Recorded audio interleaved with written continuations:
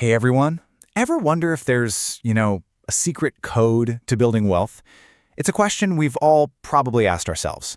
Well, in the next few minutes, we're going to dive into two really powerful and very different answers that might just change how you see your financial future. You know that feeling, right? Like you're running on a treadmill, you're putting in all this effort, working so hard, but the scenery just never changes. That was the story for a guy named Sam. For 5 years straight, he put in the hours, earned a decent wage, but his bank account was just stuck. He started to wonder, is this really all there is? But here's the good news. There isn't just one single path. It's kind of like a fork in the road. Today, we're going to explore two completely different routes people take to build wealth. One is like a high-speed sprint, and the other is more of a steady, determined climb. Okay, let's jump into our first path. This is the fast-paced, high-energy world of the active trader. We're talking about a world where decisions are made in a split second, and the market, well, it never sleeps. So, to really understand this world, let's talk about John.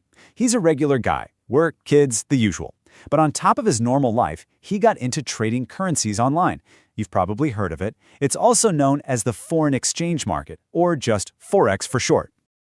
So what's he actually doing? Well, he's buying and selling currencies from all over the globe. Euros, dollars, pounds, you name it. And because it's a 24-hour market, there's always an opportunity to make some quick profits. But, and this is a big but, wherever there's potential for fast gains, there's always the risk of losing money just as quickly. And this is exactly the appeal. I mean, just last night, John pocketed $150. He saw the value of his Chinese currency start to rise, made a split-second call, and sold. Just like that. A quick profit from a very quick move. Okay, to really get what John's doing, we've got to speak the language a little bit. So let's quickly break down a few key terms. I promise, they sound way more complicated than they really are. First up is margin deposit. Think of this like a small down payment that lets you control a much larger amount of money. It's how traders can play in the big leagues with relatively small capital. But here's the thing, it's a total double-edged sword. It magnifies your potential profits, yeah, but it also magnifies your potential losses just as dramatically. Now, every single trader lives and breathes by two words, appreciate and depreciate. John made money because his currency appreciated. Its value went up. The name of the game is simple, buy low and then sell high after the value appreciates. If it depreciates or goes down, well, that's when you lose.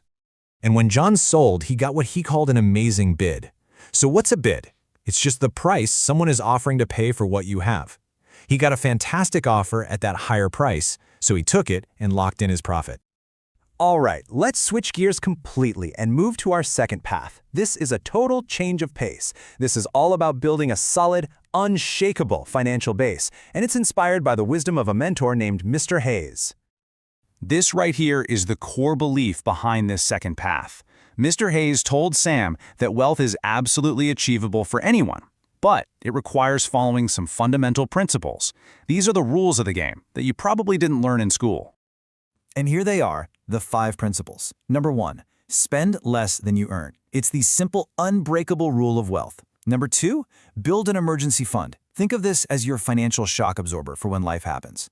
Number 3, invest in yourself. Your skills and your knowledge are your greatest assets, period.